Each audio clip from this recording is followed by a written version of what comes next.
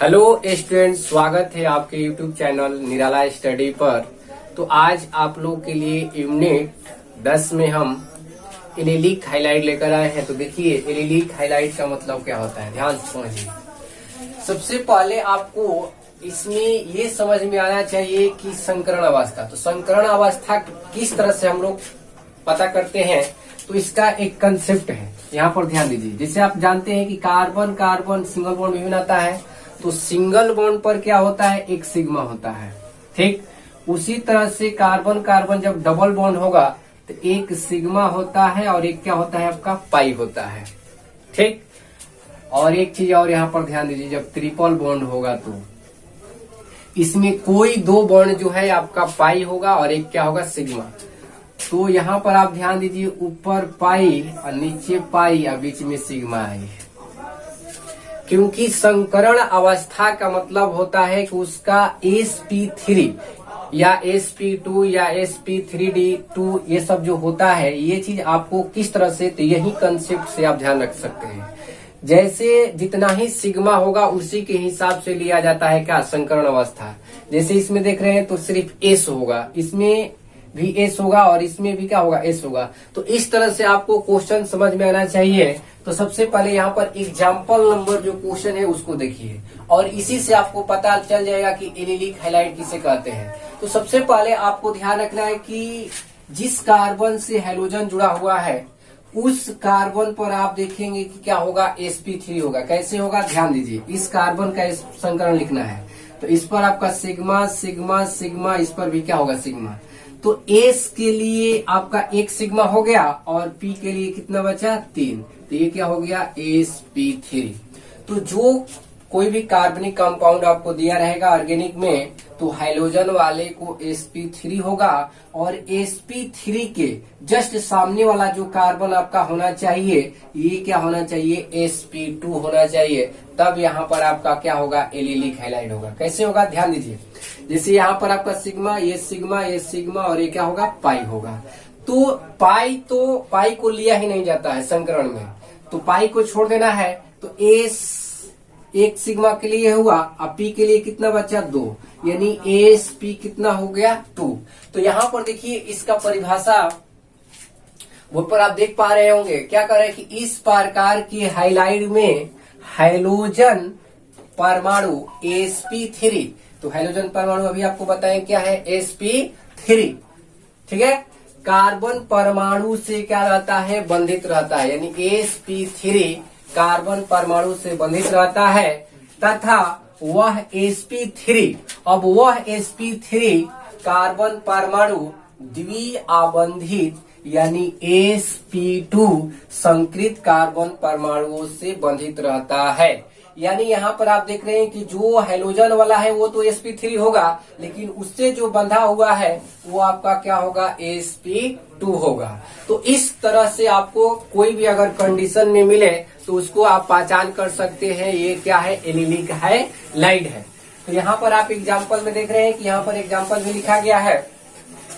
तो चलिए इसको फिर से आपको हम ये परिभाषा को समझा देते हैं। यानी इस प्रकार के हाइलाइट में हाइड्रोजन परमाणु sp3 संकृत कार्बन परमाणुओं से बंधित रहता है, यानी बंधा हुआ रहेगा, तथा वह sp3 संकृत कार्बन परमाणु द्विआबंधित यानी sp2, देखिए यहाँ पर ये sp3 है और sp2 से क्या हुआ है, बंधा हुआ रहता है, तो उसे हम लोग कहते हैं क्या, एलिलिक हाइलाइट।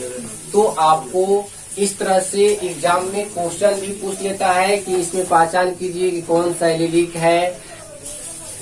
तो यहाँ पर आप ध्यान दीजिए, यहाँ पर एग्जाम्पल जो लिखे हैं ये आपको समझ में आ गया कि जो हाइड्रोजन ग्रुप वाला रहेगा वो क्या होगा, sp3 रहेगा और ये इसके साथ sp2, और इसके अलावा कुछ और भी आ सकता है, तो उससे घबराना नहीं है। लेकिन आपको इसमें ध्यान रखना है एलिलिक हाइलाइट में कि जो हाइड्रोजन ग्रुप जुड़ा हुआ है वहां पर आपका sp3 होगा और उससे जो कार्बन जुड़ा हुआ रहेगा वो क्या होना चाहिए, sp2 होगा।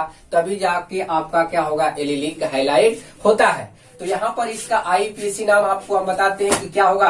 तो काउंटिंग देखिए यहाँ से हम लोग करेंगे, क्योंकि हाइड्रोजन ग्रुप इधर से आया है, तो 1 2 और 3।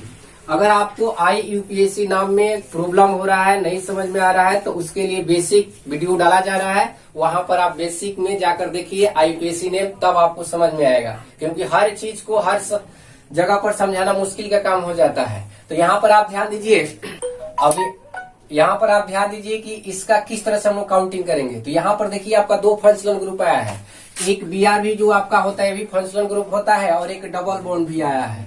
तो डबल बॉन्ड और BR यानी हेलोजन ग्रुप है। तो ये कहाँ से आप स्टार्ट करेंगे काउंटिंग? तो देखिए डबल बॉन्ड से हम लोग काउंटिंग करना स्टार्ट करेंगे, क्योंकि ये क्या होता है, सीनियर होता है। तो यहाँ से होगा आपका 1 2 और ये क्या 3। तो इसका नाम देखिए किस तरह से होगा, यानी 3 ब्रोमो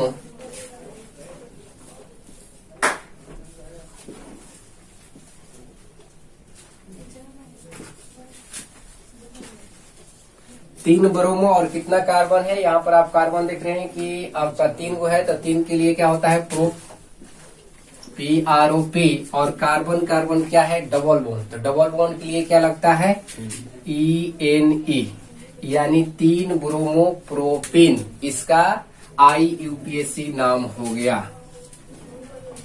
अब एक नीचे भी क्वेश्चन देखिए,